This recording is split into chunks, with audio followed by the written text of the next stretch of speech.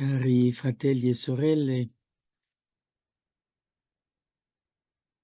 questa sera vorrei meditare con voi su una espressione che abbiamo sentito ora nel messaggio che è stato letto. Si è parlato di amore. Gesù, quando apparve a Marguerite Marie alla Coque a Paray-le-Monial, di cui si festeggia quest'anno 350 anni dalle apparizioni, ha detto così: "È in questo amore che si troverebbe la salvezza del genere umano", sottointeso se l'umanità voglia ascoltare. In questo amore si troverebbe la salvezza.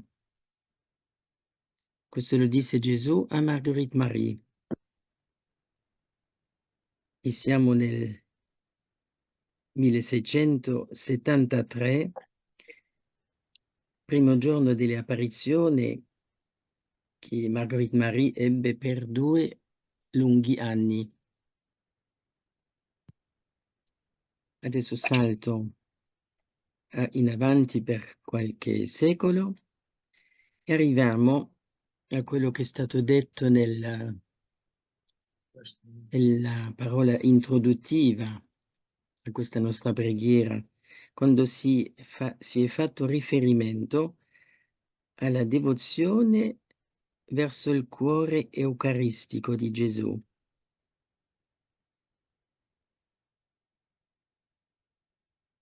In quella occasione Gesù disse a questa mistica francese: "Sono il cuore eucaristico. Ho sete di essere amato nel Santissimo Sacramento. Quante anime mi circondano, ma non mi amano." Rifacciamo un salto indietro, cioè alle apparizioni che ricevette Marguerite Marie. Quando Gesù apparve a questa grande santa, gli ha chiesto di imparare ad amare. Non è che Marguerite Marie non sapeva amare, ma voleva che questa giovane religiosa, che aveva appena 24 anni, doveva ancora fare un certo cammino insieme a Gesù. La sua madre superiora, alla quale lei si è un giorno indirizzata, dicendo: "Madre, come si fa per fare orazione? Qual è la chiave per essere un orante?" E la madre superiora gli disse: "Vai davanti al Santissimo Sacramento." E questo lo fece Marguerite Marie, perché è davanti al Santissimo che Gesù il 27 di dicembre 1673 gli apparve per la prima volta. Se avete tempo andate un po' a rivedere o ascoltare, perché si possa anche sentire quello che dice Maria Valtorta a proposito di questa apparizione, perché lei ha avuto in dono da Gesù di rivedere tutto quello che è successo in questa apparizione. La giovane Marguerite Marie dunque andò da Gesù e il Signore Gesù gli disse: "Sono io Gesù che ti amo, non aver paura." Marguerite Marie, tutta gioiosa, guarda Gesù e gli dice tra le lacrime: "Come mai vieni da me, Gesù? Perché mi appari?" Gesù le rispose: "Io sono Gesù che ti amo, Margherita, e non voglio altro che tu faccia lo stesso, cioè amarmi." "Come questo è possibile, Signore?" dice. E Gesù dice: "Guarda, tu sarai capace di tutto, perché quello che tu vedrai ti darà la forza e la voce per scuotere il mondo e farlo ritornare a me. Ecco il mio cuore, guarda." E lì sentiremo le stesse parole che di solito si dicono a Parilumoniale nel messaggio. È il cuore che ha tanto amato gli uomini e desidera di essere amato in cambio, ma lui non è amato. È in questo amore che si troverebbe la salvezza del genere umano. Margherita, di al mondo che io voglio che il mio cuore sia amato. Ho sete, donami da bere. Ho fame, dammi da mangiare. Soffro, consolami. Questa missione farà la tua gioia e la tua sofferenza. Ma ti chiedo di non rifiutarmelo. Vieni, vieni a me, avvicinati a me, abbraccia il mio cuore. Non avrai più paura di niente. In quella occasione Gesù, in visione, perché lei stava in ginocchio sulla balaustra, dove c'era il piccolo finestrino che dava sul tabernacolo. In quel momento Gesù prese Marguerite Marie e la avvicinò al suo cuore.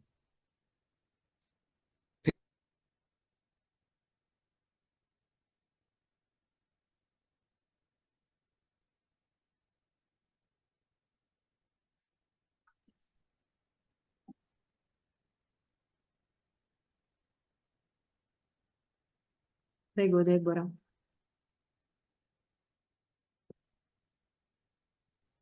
Non riesco a vedermi, non so se voi vi vedete. Sia Sì, lodato sì, vediamo. Cristo, carissimi fratelli, volevo ringraziare il Padre che ci ha dato queste nozioni della storia spirituale, dove giustamente nostre sorelle hanno fatto questo cammino di incontro con il Signore. Ecco, voglio innanzitutto ringraziare quelli che stanno partecipando, in primis tutti i giovani che nonostante il loro periodo di esami, ecco, stanno dedicando questo momento insieme con Gesù e Maria come un prolungamento di un'adorazione eucaristica. Allora, cari amici, tutti quanti voi che ci seguite anche dai vostri piccoli lettucci di ospedale, dalle vostre case, sappiate che il grande abbraccio dell'amore eucaristico di Gesù scende come un balsamo dolcissimo su di voi. Allora, questa sera, come abbiamo già iniziato giovedì scorso, torniamo a parlare volentieri di Gesù Eucaristia e le malattie spirituali. Dice Giovanni Paolo II che amare con il cuore di Cristo Eucaristico vuol dire amare senza mezze misure, fino al sacrificio del proprio io, del proprio egoismo, della propria superbia, delle proprie mancanze. Cari amici, per lasciarci guarire dall'amore eucaristico è necessario almeno una lettura sommaria di noi stessi, non dico estrema come prevede l'esichia, che giustamente è l'arte della vigilanza interiore, ma almeno una, come dire, reale lettura, quella che tante volte sono capaci di fare gli altri di noi stessi, perché chi domina se stessi, ecco, tiene a bada il nemico e quindi già è aiutato nel liberarsi dalle varie malattie spirituali. Allora, in primis, dobbiamo dire questa sera che diminuire le passioni vuol dire far diminuire i piaceri che continuano ad originare quel fuoco, che non è un fuoco spirituale. Questa sera vogliamo intrattenerci un pochino, senza esagerare, però un pochino lo dobbiamo fare. Entrare nella cosiddetta peccato di gola o vizio di gola. Per esempio, non è vero desiderio di alimentare lo stomaco, ma cupidigia la gola. Dunque, come dire, è un problema di tipo psicologico, una specie di appagamento. Perché? Perché non si ha temperanza. Certo, questo i giovani in particolar modo non lo possono sapere, perché quando si parla di temperanza in famiglia, soprattutto quando nella stessa comunità del focolare domestico accade che di temperanza ce ne sia veramente poca. Cibi fastosi e sognanti sono un tuffo per l'abisso, dice Sant'Antonio Abate. Desiderare sempre quello che non ho già assaggiato offusca la mente e deforma l'immagine del buono. Io non comincio a capire più dov'è il buono, perché gli altri mi dicono che cos'è il buono, così io inizio a desiderare quel buono che poi nell'assaggiare non è buono come ci viene detto. Usa la mascella per onorare il tuo stomaco, per cattiva digestione offuscherai per molto tempo la tua mente. Il corpo, sappiamo cari fratelli, che sempre guerreggia, quindi per i desideri istintivi in maniera particolare, ma attenzione che per questi desideri istintivi potrai essere sottomesso a passioni carnali. Stai attento perché l'inizio si chiama questa porta gola, ma dopo diventano le vere passioni proprio anche carnali. Allora, cari amici, vorrei ricordarvi la preghiera del digiunatore, che invece raggiunge altezze guaritrici. Che cosa vuol dire la preghiera del digiunatore? Innanzitutto quello che si astiene dal mangiare in alcune ore della giornata non lo fa soltanto fisicamente, ma lo fa anche spiritualmente, perché vi associa la mente, vi associa il cuore, vi associa la coscienza. E se poi ci aggiunge anche un'intenzione attraverso la forma della preghiera, questa si eleva talmente in alto che diviene un tutt'uno con le preghiere degli angeli. Allora stai davanti a Gesù Caristia e abbandonati all'abbondanza della sua grazia, ma che non hai ancora conosciuto. Perché? Perché il tuo ventre, caro fratello, cara sorella, è stato fino ad ora la mente del tuo umano paradiso. Allora, cari amici, cosa dire? Che ci sono oggi in particolar modo tantissime malattie che sono anche il costrutto, la derivazione della gola. Ad esempio, immaginiamo chi in quante famiglie ha conosciuto in particolar modo ragazzi, la cosiddetta anoressia, bulimia dei giovani, che è un processo distruttivo quando, soprattutto nel rapportarsi alla propria esistenza, che va semplicemente regolata, cari amici, e quindi non assecondata con le passioni del momento o peggio ancora con le mode del momento. Dice Nietzsche, il famoso filosofo ateo, che è necessario sbarazzarsi dal cattivo gusto di volere andare d'accordo con tutti e con tutte le passioni. Dunque bisogna semplicemente combattere battaglie personali e poi lasciare che la guarigione entri in noi con grande volontà, cioè dobbiamo dare fiducia al Signore.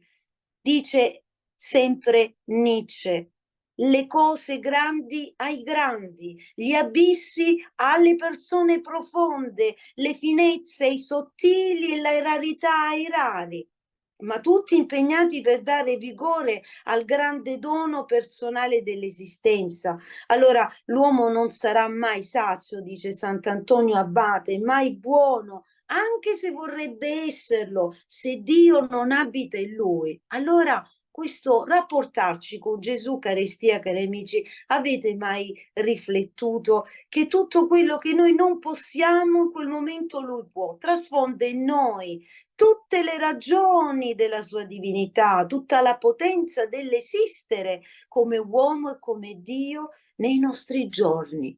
E quindi questa potenza ci raggiunge direttamente, ma non domani o dopodomani, nell'immediatezza della nostra preghiera. Allora tu, cara sorella, caro fratello, che sei nel tuo pianto, nella tua sofferenza e credi che siccome hai vissuto una vita un po' disordinata, chiamiamola così, magari non troppo normale o regolare, come canonicamente la Chiesa chiama alcune condizioni, non pensare che le tue lacrime siano lacrime diverse perché appartengano ad una sofferenza diversa, ma pensa come uscire dall'impasse della tua situazione spirituale.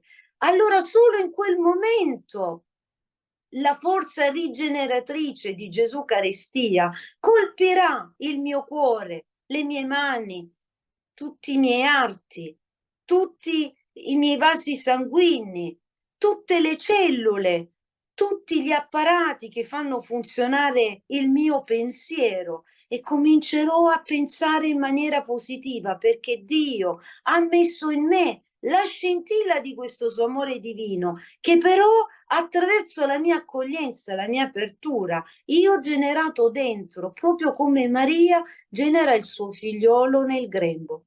Allora, cari amici, ecco, oggi ho voluto fare un piccolo pensiero perché è Sant'Antonio e Sant'Antonio ha sempre aiutato le persone e sappiamo quanto la gloria di Antonio è, come dire, passata nei secoli in tutte le parti del mondo, ma Sant'Antonio era anche un grande nemico del demonio. Sant'Antonio dice che il demonio è un terribile esattore delle tasse e senza Eucaristia, cari fratelli, non c'è liberazione perché Satana, il cane rabbioso, prende sempre prima per la gola e poi quando sei a terra, perché la gola ti ha trascinato talmente nella voragine delle passioni, ecco che ti prende per la tristezza, per la, come dire, la cosiddetta ansia di depressione. E quindi a furia di pascolare sempre te stessa, cara anima, è chiaro che ti ritrovi come Adamo ed Eva che per il desiderio di trasgredire pagarono con la moneta del peccato e ora Satana, questo cane rabbioso, la richiede con interessi e con usura. Quindi attenzione, Belzebù e i suoi compari, prima, come dire, fanno un giro intorno a te e poi ti assalgono avendoti scrutato e capendo quale vizio a cui tu sei più incline? Così quello che prima, cara sorella, caro fratello, sembrava libertà col cacciare Dio dalle nostre vite e appiattimento sulla soddisfazione. In definitiva, cosa comprenderemo? Che quelle abitudini erano vere catene e il bello che appariva liberale del tutto presunto, cioè non c'era niente di libertà in quello che noi toglievamo a Dio. E allora attenta, anima, che potrei diventare persino peggiore del diavolo. Il diavolo non arrossisce davanti alla colpa perché ormai ha già deciso, ma puoi diventare perfino peggiore se tutto questo che questa sera meditiamo non ti suggerisce niente dentro. Allora, attenzione, attenzione all'istigatore verso la morte che ogni giorno ti suggerisce sempre di mollare, di farla finita, mai, mai, mai finché c'è Gesù, Eucaristia. Allora, questa sera, cari amici, dobbiamo tornare nel nostro riposo, tornare in noi stessi e chiedere al Signore di benedire nel riposo la nostra mente, oltre che i nostri cari, i nostri figli, i nostri bambini, i nostri nipoti, e chiedere al Signore veramente questa liberazione che spezzi le catene da tutti i vizi che abbiamo purtroppo anche ereditato per una cultura familiare. Sappiamo quasi tutti ormai che le tare generazionali hanno determinato nelle generazioni una cospicua caduta, oppure il cosiddetto cadere nelle stesse catene, negli stessi vizi. Allora dobbiamo riuscire ad interromperle attraverso questo amore, questo effluvio fino alla donazione di noi stessi a Gesù Eucaristia.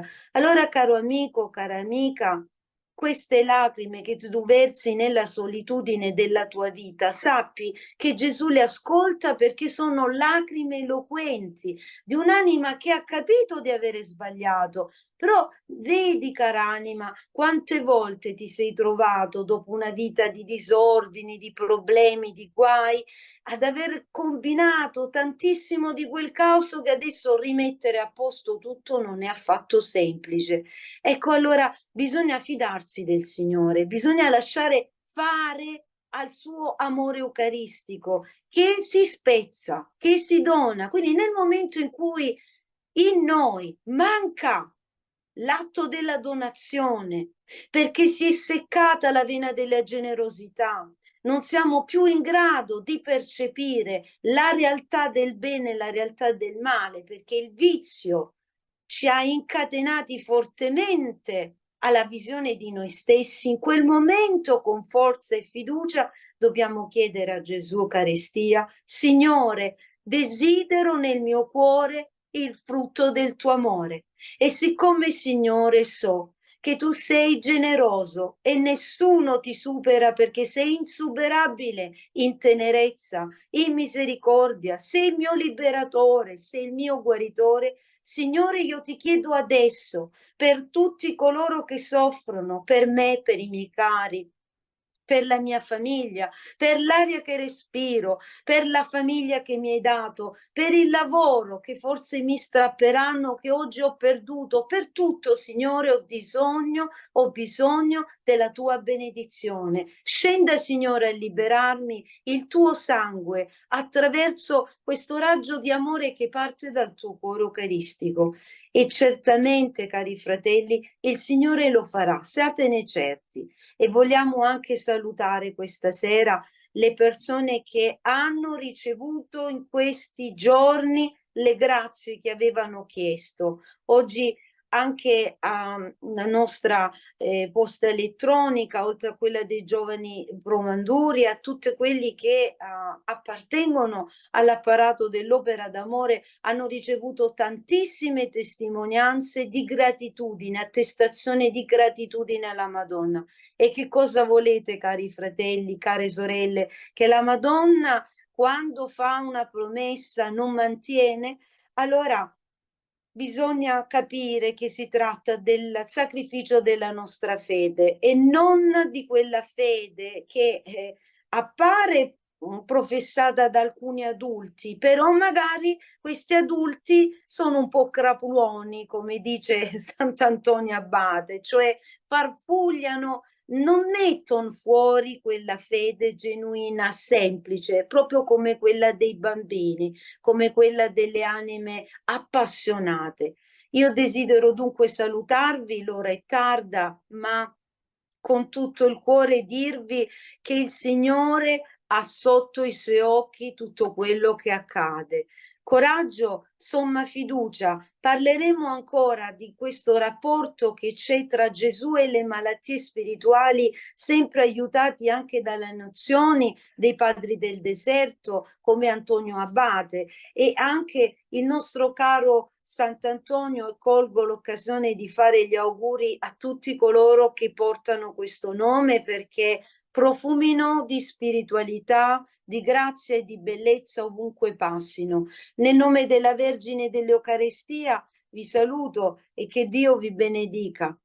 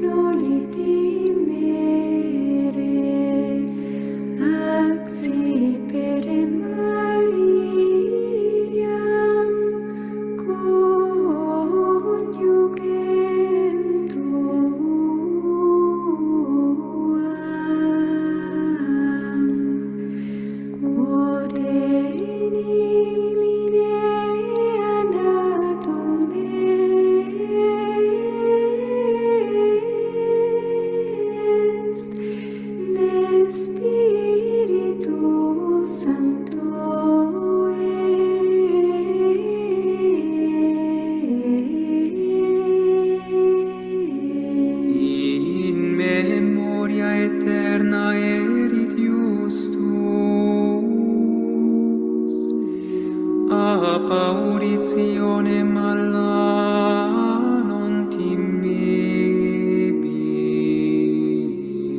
Iosef, figli David, noli timere, axi per Maria, coniugem tuam,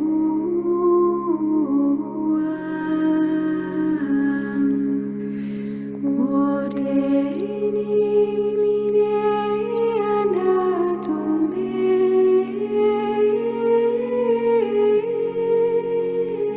est, de Spiritu Sancto